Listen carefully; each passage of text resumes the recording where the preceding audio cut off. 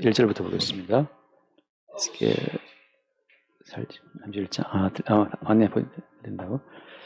1절 11째 해 셋째 달 초하루에 여호와의 말씀이 내게 임하여 이르시되 인자야 너는 애굽의 바로 왕과 그 무리에게 이르기를 내 큰 위엄을 누구에게 비하랴.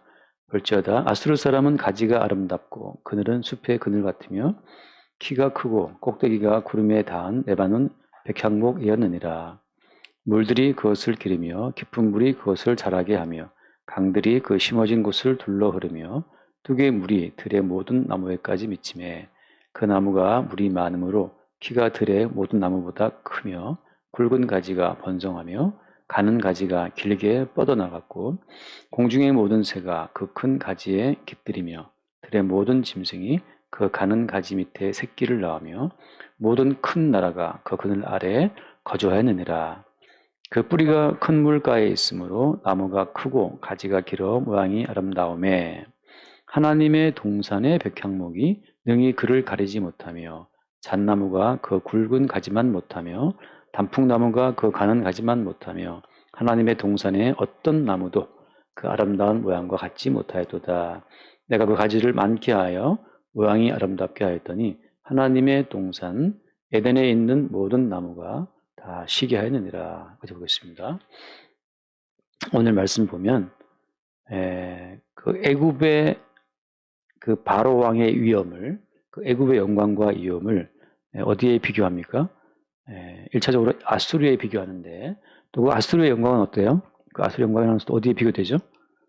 아수르 영광은 하나님의 동산의 백향목도 가릴 수 없는 하나님의 동산의 모든 나무들도 그 애굽의 영광, 아수르의 영광을 덮을 수가 없어요.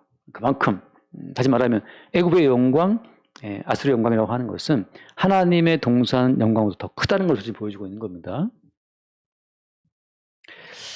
지금 선지자가 애굽의 멸망을 예언하면서 멸망당할 애굽의 영광에 멸망당할 애굽 왕 바로의 위엄이 얼마나 엄청난 것인지를 지금 말씀하고 있는 거예요. 자, 이건 누구의 관점입니까?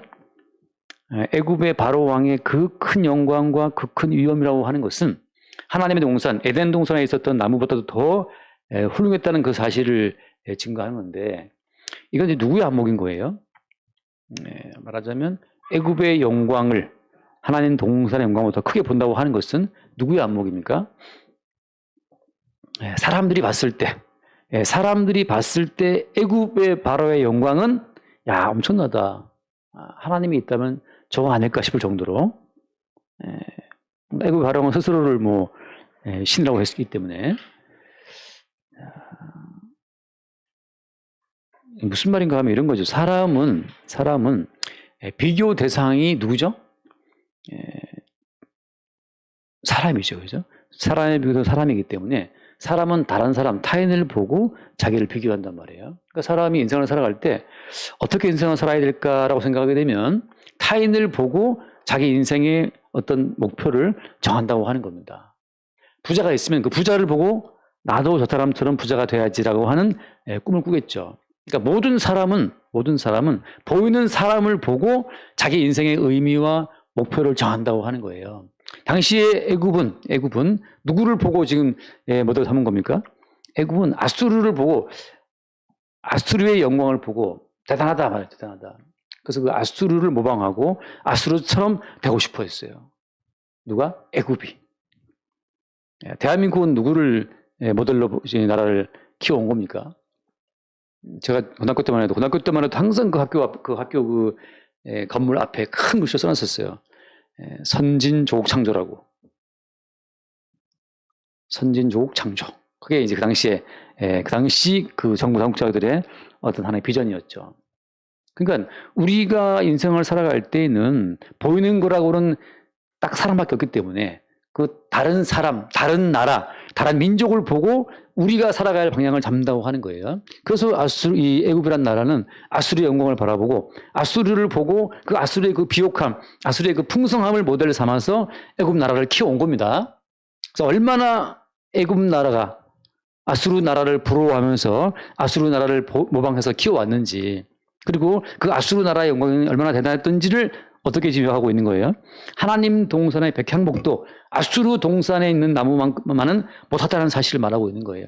하나님 동산에 어떤 나무도 거기 나오죠. 오늘 31장 8절 말씀 끝에 보면 나오죠. 8절 말씀에 하나님의 동산에 어떤 나무도 그 아름다운 모양과 같지 못했다. 그러니까 인간들이 봤을 때 아수르의 영광이라고 하는 것은 하나님 동산에 어떤 나무도 아수르만은 못해 할 정도로 지상에 사는 모든 인간들이 부러워하는 최고의 나라가 아수르였다고 하는 거예요. 그 아수르를 누가 쓰러뜨립니까? 그 아수르를 바벨론이 먹어버리죠. 그 아수르를 모방해서 갖고 왔던 애굽을 누가 쓰러뜨립니까? 바벨론이 먹어버리죠. 자, 여기서 이제 중요한 건 이거죠. 이렇게 타인을 바라보고 다른 나라를 바라보고 자기를 갖고 온 이 모든 인간이 이것이 이제 갇힌 인간이 하나의 본성인데 똑같아요. 오늘날 많은 교회들이 다른 교회를 보고 자기네 교회를 또 어떤 그 방향을 잡더라고요. 제가 하나 또 장로님 한번 장로님과 대화하다가 장로님 하신 말씀이 다른 교회 장로님이신데 거기도 큰 교회인데 장로님 하신 말씀이 요새 어디 다른 무슨 도시에 큰 뜨고 있는 교회가 있다는 거죠. 젊은이만 몇백 명이 모인다는 그 교회에 있어갖고 한 번은 대형 버스를 빌려갖고 그 장로님들이 다 지금 막 잘 나간다는 그 교회에 견학을 갔다는 거죠. 어떻게 했길래 그렇게 많은 청년들이 모이는가를 보러 그 대형 교장님들이 또 쭉 가서 그걸 보고 왔다는 거예요.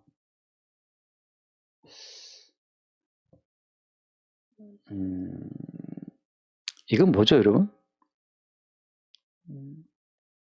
교회라고 하는 것은 누가 교회를 통치합니까?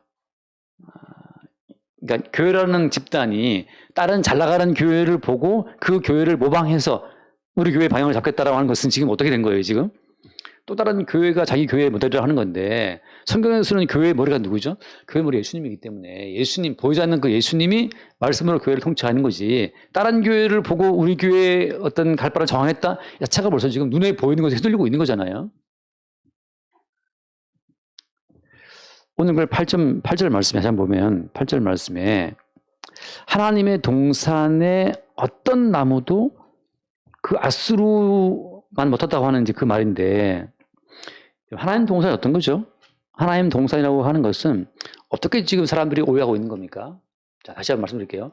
하나님의 동산이 어떤 곳이죠? 에덴이 어떤 곳이에요? 에덴은? 성나무가 있는 곳, 또 사랑가가 있는 곳.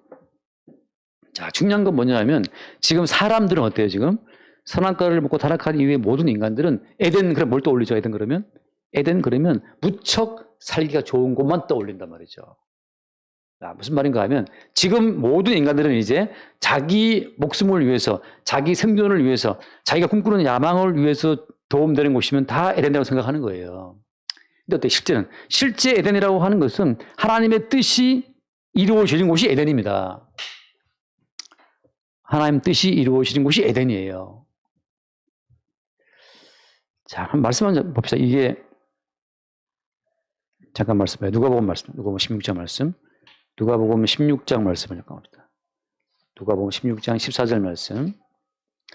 자, 바리새인들은 돈을 좋아하는 자들이라 이 모든 것을 듣고 비웃거늘.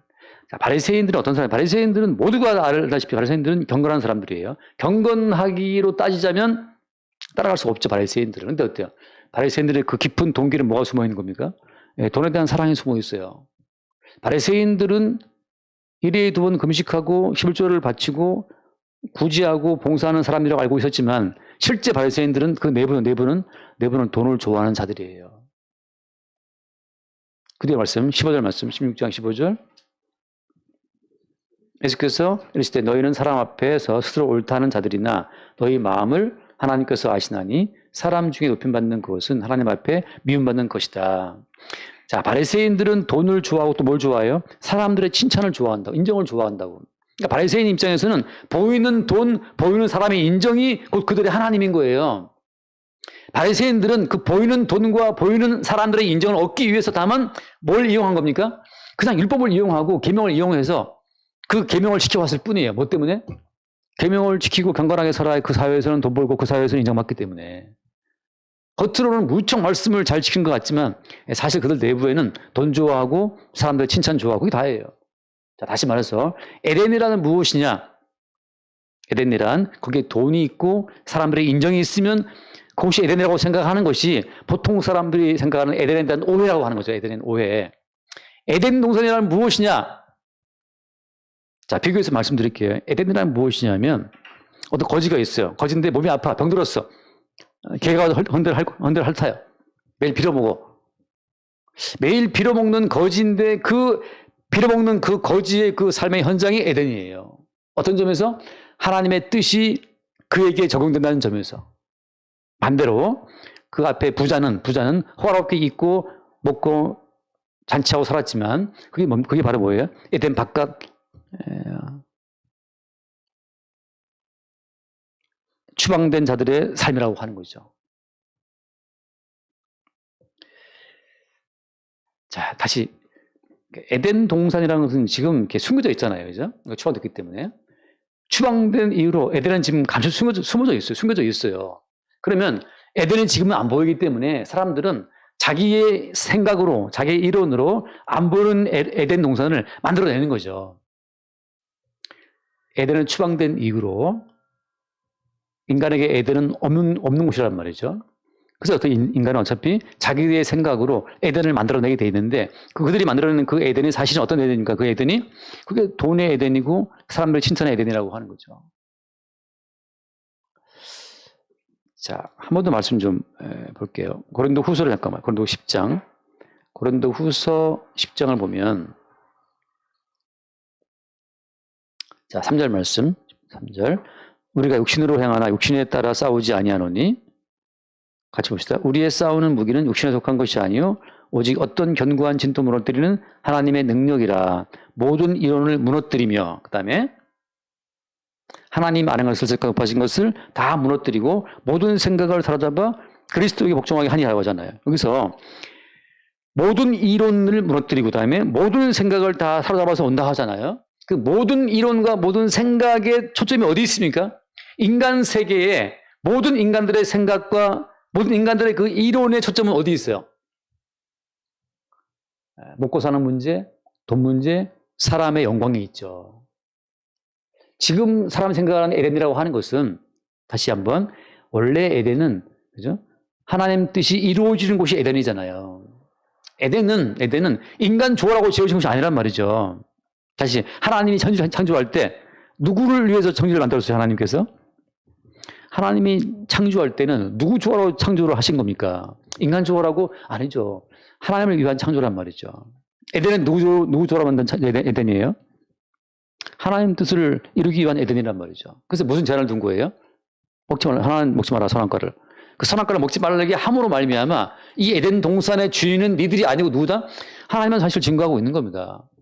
그러니까 모든 만물은 하나님을 위한 동네예요. 근데 인간들은 뭘 생각하는 거예요? 에덴 그러면 우리에게 편하고 우리에게 좋은 걸 생각한다는 거죠. 그래서 추방된 다음부터 모든 인간들은 자기를 위해 존재하는 새로운 에덴을 꿈꾸는 거예요. 나를 위한 에덴을 꿈꾼단 말이죠. 내가 편하고 내가 즐겁고 나에게 좋은 에덴을 꿈꾸는데 그 내가 편하고 내가 기쁘고 내가 즐거운 나의 에덴을 위해서 뭐가 필요한 거죠? 그래서 모든 생각이 필요하고 모든 이론이 필요한 거예요. 모든 생각과 모든 이론을 총동원해서 인간은 자기 편하라고 자기 좋은 에덴을 만드는 겁니다. 그래서 뭐가 필요해요? 돈이 필요하고 타인이 인정해주는 인정이 필요한 거죠. 근데 어때? 지금 사도 바울은 그러한 인간의 모든 생각을 다 사로잡아서 어디로 끌고 오는 거예요? 그리스도에게 복종하게 하니라고 해서 그리스도에게 복종시키는 그 과정으로 끌고 온다는 거죠. 한번 읽어보세요. 룻기를 보면 룻기 인간이 꿈꾸는 에덴과 정반대 그것이 진짜 에덴이었다는 사실을 어떻게 보여줍니까? 룻기 1장 사사들이 지리하던 때 그 땅에 흉년이 되니라 유다 베들레헴의 한 사람이 그의 아내와 두 아들을 데리고 모압 지방에 가서 거리가 있는데 2절 봅시다.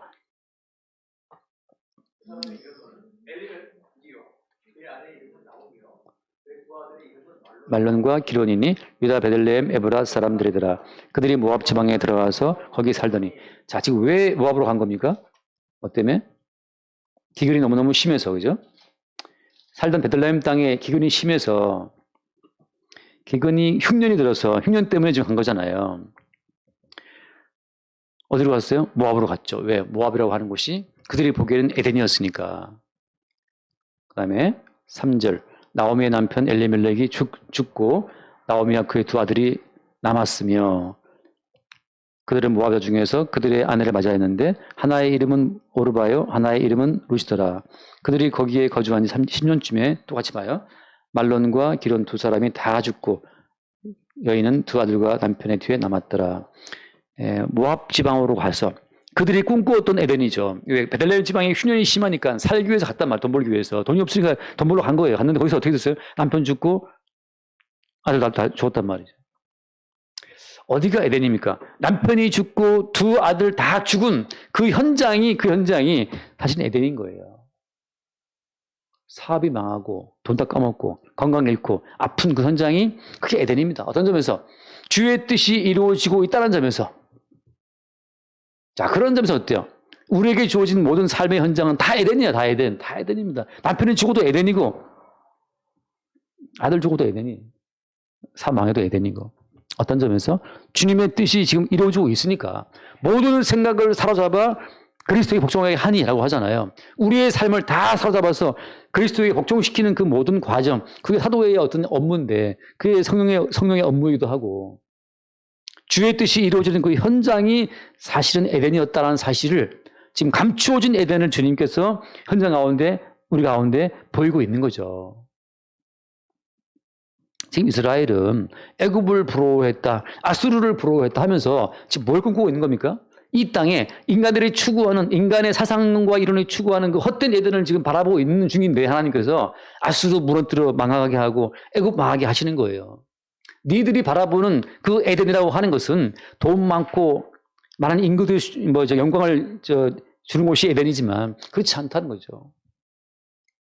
오히려 어때요? 에레미야를 통해서 야, 순순히 바벨론의 포로로 끌려가라. 왜? 바벨론에 망해서 포로로 끌려가는 그것이 그 현장이 거기 에덴이니까. 지금 오늘 에스겔 선지자가 지금 어디서 예언하고 있는 겁니까? 오늘 에스겔 선지자가 예언하는 현장이 바벨론 땅이에요. 그 발강가에서. 포로되어 끌려간 그 포로지에서 지금 환상 중에 주의 말씀을 듣고 이 선지자의 모든 예언을 지금 하고 있는 거잖아요. 그러니까 어디가 에덴이냐 말이죠. 포로로 끌려온 나라는 망하고 그 망국인의 처지에서 포로의 신세에서 주의 말씀이 들려오면 거기가 에덴인 거지. 그게 에덴인 거예요. 그래서 주께서 우리에게 말씀하시는 그 모든 에덴의 출입구, 그러니까 잃어버린 그 모든 나원의 출입구는 어디인 거예요, 지금? 한 말씀을 또 고린도전서 2장 잠깐 얼른 보고 넘어봅시다. 고린도전서 2장 9절 말씀에 보면 2장 9절 기록된 바 하나님이 자기를 사랑하는 자들을 위하여 예비하신 모든 것은 눈으로 보지 못하고 귀로 듣지 못하고 사람의 마음으로 생각하지도 못했다. 여러분, 아수르의 영광은 보이잖아요. 아수르의 영광도 다 보이지만 하나님이 준비하신 것들은 하나님이 자기를 사랑하는 자들에게 예비하신 모든 것들은 눈으로 본 적도 없고 귀로 들은 적도 없고 생각도 못했던 거에 있다는 거죠. 설마 나오미가 모압 땅에 들어가서 남편 잃고 아들 둘 다 잃을 줄은 몰랐죠. 설마 그 포로지에 끌려갔는데 그 포로지에서 주의 음성이 들려올 줄은 몰랐죠. 10절. 오직 하나님이 성령으로 이것을 우리에게 보이셨으니 성령은 모든 것, 하나님의 깊은 것에서 통달하신다. 그래서 이 앞에 보면 뭐가 나오죠? 예수의 십자가 사건 나오는데 십자가 사건 이후에 주어지는 성령 안에서 하나님 나라는 들어있는 거잖아요. 다시 한번 십자가 사건 이후에 성령 안에 뭐가 들어있습니까? 하나님 나라는 성령 안에서 의와 그다음에 평강과 희락이라고 하잖아요. 그 하나님 나라의 그 의, 평강, 희락 거기가 바로 에덴이고 에덴이 회복된 거란 말이죠. 예수의 피에 의해서.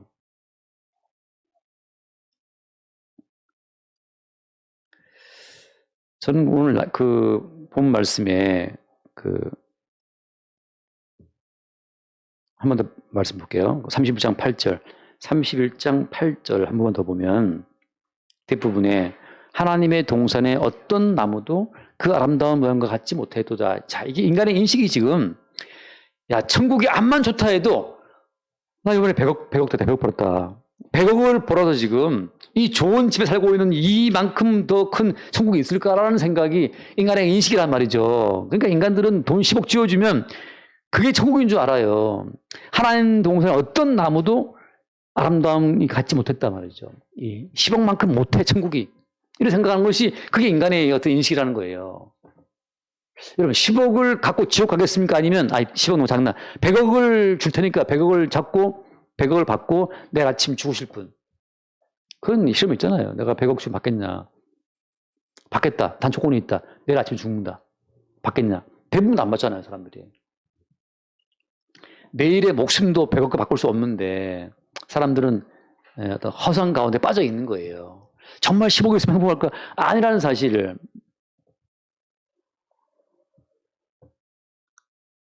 그래서 한 번 더 9절 말씀, 9절에 내가 그 가지를 많게 하여 모양이 아름답게 하였더니 하나님의 동산 에덴에 있는 모든 나무가 다 시기했다. 예수를 믿는다는 사람들이 그 10억을 시기하고 100억을 시기하고 그 1000억을 시기하는 거예요. 왜? 뭐 때문에? 그것이 에덴인 줄 알고. 하나님 예수 믿으면 뭔 소용이, 예수 믿어봤자 맨날 돈 잃고 어디 아프고 가난하고 이러는데 뭔 소용이 있냐 말이죠. 차라리 나에게 50억을 주세요, 100억을 주세요 그러는데, 그러니까 예수를 믿는다고 하는 성도들이 그 100억의 에덴을 부러워하고 10억의 에덴을 부러워하고 있으니까 마찬가지죠. 그 당시 이스라엘 백성들이, 언약이 있다는 백성들이 그 아수르의 에덴을 부러워하고 애굽 에덴을 부러워했다는 그 사실을 지금 말해주고 있는 겁니다. 너희들이 뭘 부러워하고 뭘 시기하고 있느냐. 나사로 거지가 빌어먹으면서 부잣집의 그 재물을 부러워하는 꼴이죠. 근데 어때요? 이게? 한번 읽고 마칩시다. 한번 읽고. 디모데전서 6장을 잠깐. 디모데전서 6장 6절. 디모데전서 6장 6절. 이렇게 말하면 또 여러분이 어떤 생각 품을지. 그러나 자족하는 마음이 있으면 경건이 큰 이익이 되느니라. 7절. 우리가 세상에 아무것도 가지고 온 것이 없음에 또한 아무것도 가지고 가지 못하리니 우리가 먹을 것과 입을 것이 있은즉 족한 줄 알 것이니라. 이러면 또 우리는 또 마음 먹기를 나 족하구나 감사해야지라고 또 쉽게 또 결심한단 말이죠. 근데 여러분 돈을 사랑하는 마음이 이렇게 쉽게 사라지는 게 아니에요. 지금 이 말씀을 드리는 포인트는 어디에 있냐면 돈을 사랑하지 말라라고 하는 거, 이 말씀이 우리 가운데 계명처럼 다가오게 되면 또다시 우리는 뭐 돈을 안 사랑하려고 애를 쓰지만 돈을 안 사랑할 수가 없어요.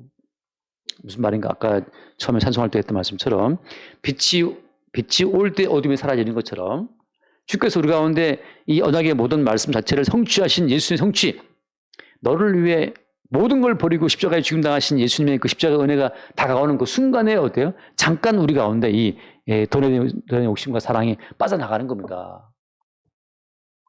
어떤 인간도 돈을 사랑하지 않는 이 마음을 고정해서 붙잡아 둘 수는 없어요. 아까 제가 같은 맥락의 이야기인데 아까 제가 쇼츠에 잠깐 올렸어요. 그러니까 바람을 잡을 수 없는 것처럼 어떤 인간도 모든 걸 소유할 수는 없거든요. 인간은 아무도 못 가져. 인간은 어때요? 아무것도 인간은 소유할 수가 없다. 어떤 것도 심지어 목숨까지. 내 목숨인가요? 내 목숨? 너 죽인다 그러면 이게 내 목숨이면 그래 뭐 들어갈 수 있지만 이게 내 목숨이 아닌데 어떤 것도 인간은 가질 수 없단 말이죠. 그리고 어때요? 모든 만물은 다 주님 거란 말이에요. 주님 거. 근데 어떤 분이 댓글을 달아놨어요. 댓글이 뭐냐 이거예요. 그래서 바치란 말이냐 교회에다가 하고 반말을 이제 바치란 말이냐 뭐 하면서 막 이제 그 약간 욕비슷하게 써놨어요. 그래서 이렇게 이해할 수 있구나. 근데 제 답변은 이거였죠. 네가 바치든 안 바치든 너는 주님 것이다라는 사실을 네가 안다면 넌 주의 백성인 거예요. 다시 우리가 주께 뭘 드리든 안 드리든 간에 이 자체가 주님 것을 안다면, 우리가 돈을 사랑하든 안 사랑하든 그냥 우리 자체가 주님 것을 안다면 주께서 우리를 지금 쓰고 있는 겁니다. 무슨 용도로? 너 돈 사랑가 맞잖아. 네, 돈 사랑하는 죄인 맞습니다. 그래, 내가 죽었잖아. 맞습니다. 십자가 사건을 일으키고 십자가 은혜를 증거하는 도구로 주님을 쓰고 있는 증거는 뭐냐? 돈을 사랑해도 나는 주의 것, 돈을 안 사랑해도 나는 주의 것이에요. 돈을 바쳐도 안 바쳐도 주의 것이야. 주님은 그걸 굳이 개의치 않으신단 말이죠. 괜히 아나니아 삽바라 그 아나니아 삽비라 부부가 괜히 바친 것 때문에 죽었잖아요. 아나니아 부부야, 네가 바쳐도 주의 것, 바치지 않아도 주의 것이라는 사실 네가 알았다면 왜 그런 쇼를 하고 앉아 있느냐? 여러분 이 말씀을 대하면서 아, 돈을 사랑하시 하나님 뿌리구나. 그 10절 말씀처럼 아, 난 이제 돈 사랑하지 말아야지. 결심한다고 해서 또 나만의 세계를 챙기면 그게 또 나스로 또 얘가 애굽이 되는 거예요. 그럼 어떻게 돈을 사랑하는 나를 대신해서 예수가 십자가에 죽었다는 사실을 보게 된다면 우리는 돈을 사랑하는 죄인으로서 예수를 증거하는 증인으로 쓰이고 있는 거예요. 돈을 사랑하는 죄인으로 그 죄인 대신 죽임당하신 예수를 증거하고 있다면 그 사람은 지금 예수의 증인으로 쓰이고 있고 그 사람에게 그 사람은 사나 죽으나 주의 것으로 지금 존재하고 있는 거죠. 내가 돈을 안 사랑하면 주의 것이고 돈 사랑하면 내가 막일 것 그게 아니란 말이죠. 베드로한테 마귀가 역사해가지고 예수를 붙잡았잖아요. 예수를 막 책망했단 말이죠. 그때 하신 말씀이 뭐였습니까? 사탄아 물러가라 한다 하잖아요. 사탄이 베드로의 생각을 자꾸 역사를 했지만 어때? 했지만 역시 베드로는 누구예요? 주님 거란 말이죠. 사나 죽으나. 문제는 뭡니까? 내가 돈을 사랑하는 죄를 하고 애굽을 부러워하고 아수르를 부러워한다 하더라도 이렇게 아수르의 영광을 부러워하는 나 때문에 주님이 이 모든 말씀을 다 성취하시고 십자가에 죽으신 것이라는 사실을 보게 되는 그 순간이 있다면 그 사람은 그리스도 예수의 것이에요. 소유고. 근데 바리새인들처럼 10분의 1, 12, 11조 다 하고 금식 다 했지만 자기 세계를 챙기고 있을 때에는 주께서 그들을 자기 백성 아니라고 버리시는 거죠. 우리는 살든지 죽든지 가난하든지 부하든지 내가 내 몸으로 어떤 범죄라고 하는 것들을 하든지 안 하든지 간에 그냥 우리는 주의 것입니다. 항상 뭐가 드러나는 거예요? 사나 죽으나 주의 거라는 그 사실이 드러난다면 우리는 그 순간에 주의 백성으로 입증이 되는 거죠. 자, 잠깐 말씀 하나 더 봐봐. 누가복음 18장 말씀에 누가복음 18장 22절 봅시다. 누가복음 18장 22절.